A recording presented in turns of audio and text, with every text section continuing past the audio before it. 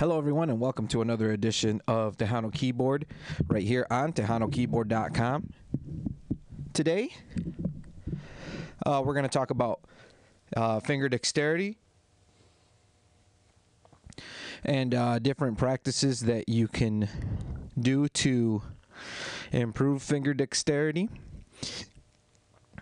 In previous videos we talked about the circle of let's see here, circle of fifths and circle of fourths. Let's see here. There we are. And so we've discussed that.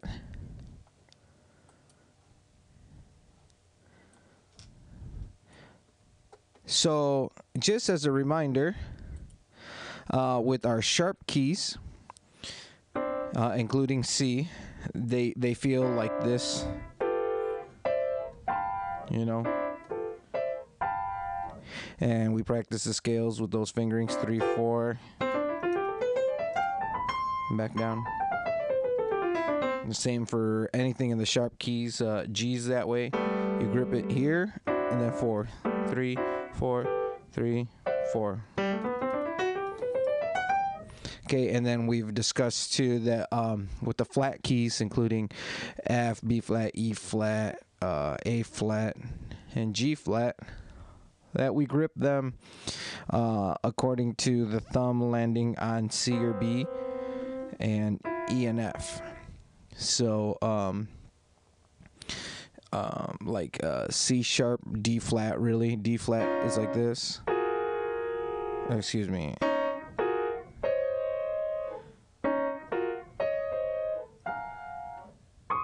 Okay. So what I like to do, we use circle of fourths and circle of fifths to really just get familiar with the keys and figuring out how to add the sharps in the circle of fifths and the flats in the circle of fourths. But what we're going to do now to help break away from that is I suggest that everybody do all 12 scales chromatically, meaning C, C sharp, D, D sharp, so on and so forth. Or in the case of, you know, if you learn them circle of fourths and want to keep everything in the flats, it'd be C, D flat, E, or excuse me, C, D flat, D, E flat, E, so on and so forth. So anyways, this is what the exercise sounds like. I won't talk too much about fingering, as you know, we just kind of briefly touched on it. For more information, just refer back to the first couple of videos, and I think there's a video on major scale fingering, but here it goes. 2 octaves up and down.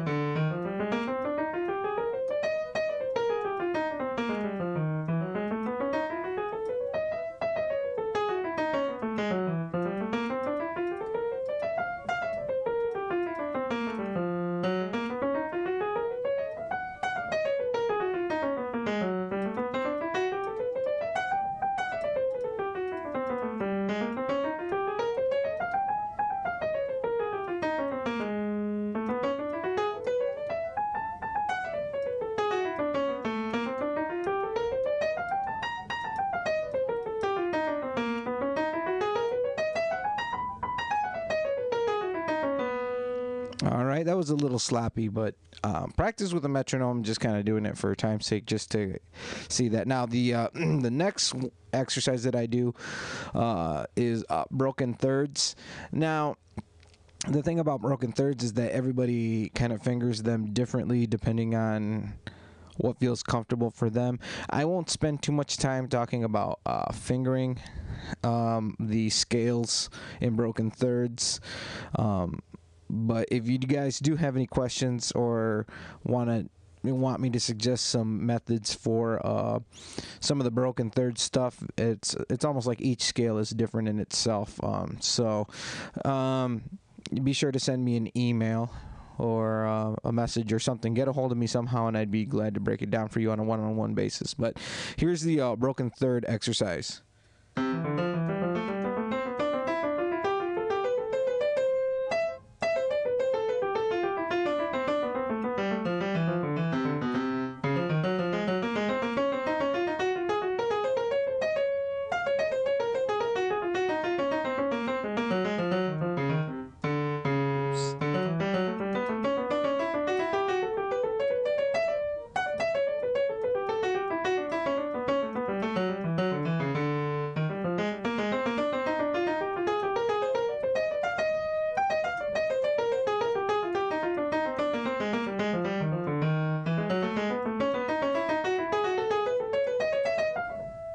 Oops, there we go.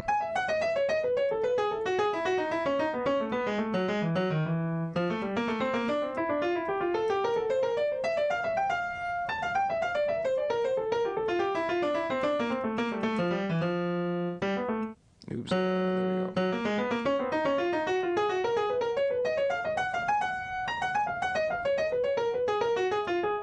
Oops, let's try that again.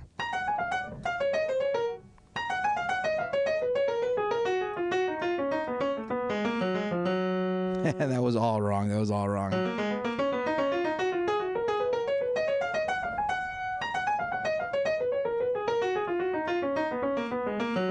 There we go.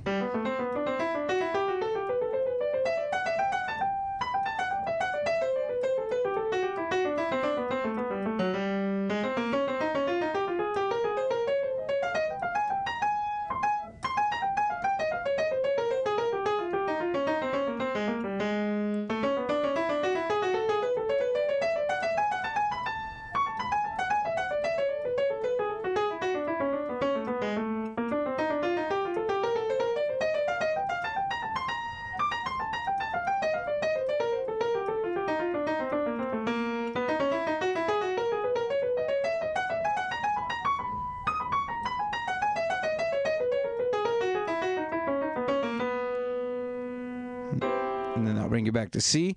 So that is the second exercise. The last exercise for today, as far as changing up your scales, is to play a pattern of 1, 2, 3, 4, 2, 3, 4, 5, 4, 5, and I'm talking scale intervals here. But the fingering for this is also kind of different. I'll just let you listen to it. And this is another way that I practice scales. So.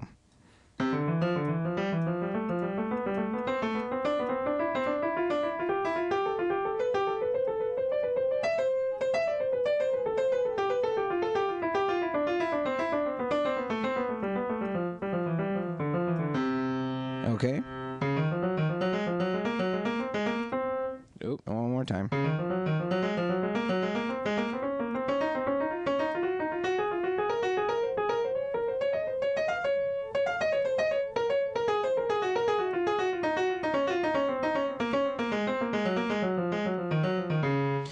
So on and so forth, but essentially those exercises will help with your dexterity.